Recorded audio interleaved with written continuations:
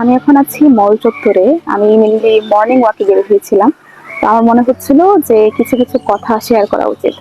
তো আমাকে তোমরা যারা জুনিয়র আছো তোমরা অনেকেই হচ্ছে আমাকে বলছিলে যে আপু ফার্স্ট ইয়ারে বা ফার্স্ট সেমিস্টারে কোন কাজগুলো আপনার কাছে মনে হয়েছে যে জীবনে করা উচিত to be successful in first year.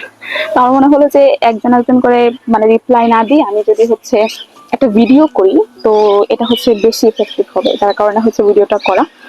তো হাঁটতে হাঁটতে আমি কিছু বিষয় রিয়েলাইজ করলাম যে তোমরা যারা ফার্স্ট ইয়ারে এবার এসেছো ঢাবি 105 ব্যাচ বা অন্যান্য ইউনিভার্সিটিতে আসছো, তোমরা হচ্ছে যারা একদম নতুন চান্স পেয়েছো তোমরা কিন্তু কয়েকটা বিষয় মাথায় রাখতে পারো। আর আমি এই কথাগুলো বলবো, এগুলো হচ্ছে একদম লিমিটেড এরকম না, তুমি আরো বেশি এক্সপিরিয়েন্স করবা এবং সেখান থেকেও তুমি লাইফ লেসন নিবা। এটাই হচ্ছে লাইফের নিয়ম, যে তুমি অনেক কিছু শিখবা আর হচ্ছে সেগুলো থেকে লাইফ লেসন নিবা। তো এই দিক থেকে আমি প্রথমে বলবো যে যেটা করতে হবে সেটা হচ্ছে গোল সেট করতে হবে। তুমি কি করতে চাও লাইফে? আমার যেটা মনে হয় যে বাংলাদেশের মানুষেরা সব থেকে বেশি যেটা ভুল করে, আমরা যখন একদম ছোট থাকি কিছু বুঝি না, আমাদের হচ্ছে মাথায় তেমন কোনো ঘিলুই থাকে না, ওই টাইমটাতে আমাদেরকে জিজ্ঞেস করা হয় যে তুমি কি হতে চাও বড় হয়ে। তো অ্যাজ ইউজুয়াল আমরা যেটা দেখে আসি যে ডাক্তার, ইঞ্জিনিয়ার, লয়ার এরকম টাইপে আমরা হচ্ছে বলে বলে আসি।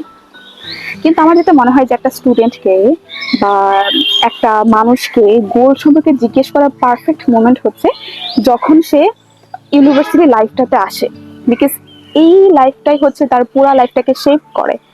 সে ছোট সময় কি ছিল, কিভাবে কি করছো, ওটা তো তার গোল সেট করতে পারবে না। যেমন আমাদেরই ব্যাচের অনেকের হয়তো বা ইচ্ছা ছিল যে ডাক্তার হবে, বাট আনফর্চুনেটলি চান্স হয় না, ইঞ্জিনিয়ার হবে চান্স হয় না, এখন সে ঢাবিতে আসছে পড়তেছে। তো আমার মেনলি যেটা মনে হয় যে ওকে জিজ্ঞেস করা উচিত এই বয়সেতে এসে যে তোমার এখন গোল কি, তুমি গোলটা কি সেট করেছো।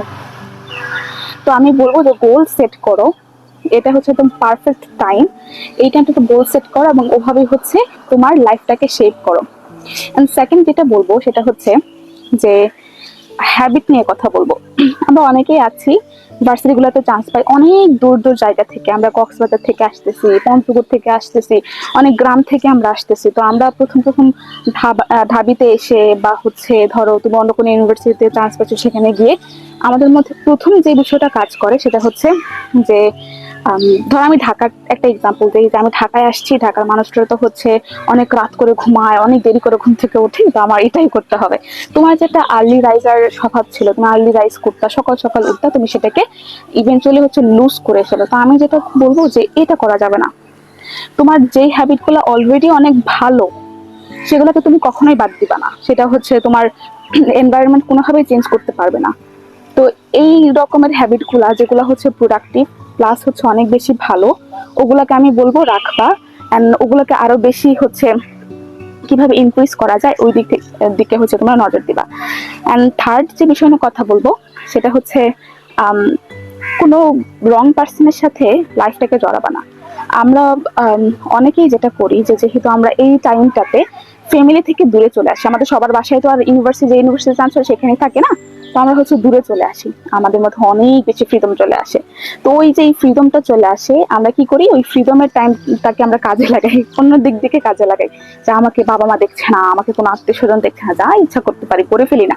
তো এরকম কোনো রং পার্সনকে তুমি ওই সাহসটা দিবা না যে তোমার লাইফটাকে হেল করে দেয়। অর্থাৎ তুমি অবশ্যই ফ্রেন্ডস বানাবা, ফ্রেন্ড অবশ্যই বানাবা, অবশ্যই বানাবা, ফ্রেন্ডের সাথে ঘুরতে যাবা, বাট ওরকম কাউকে কিছু অনুমতি দিও না যে তোমার লাইফটাকে হেল করে দেয়। অর্থাৎ কোনো রং পিপলকে তুমি চুজ করবা না। অ্যান্ড ফোর্থলি অ্যান্ড সব থেকে শেষে আমি যে কথাটা বলবো সেটা হচ্ছে যে সোশ্যাল এনজাইটি, আমাদের মাঝে অনেকেরই সোশ্যাল এনজাইটি আছে। দেখো, সোশ্যাল এনজাইটি নিয়ে ডিল করাটা আমি জানি না কতটুকু কষ্টকর হয় যাদের এরকম ছোট সময় থেকে থাকে, তবে আমি বলবো যে ডিল করতে হবে। এখন যে যুগটাতে আমরা বাস করছি সেটা খুবই হচ্ছে ইম্পর্টেন্ট। তো যে ওই দিক থেকে যে তুমি হচ্ছে তোমার সোশ্যাল স্কিল বা কমিউনিকেশন স্কিলটা কতটুকু ইমপ্রুভ করতে পেরেছো।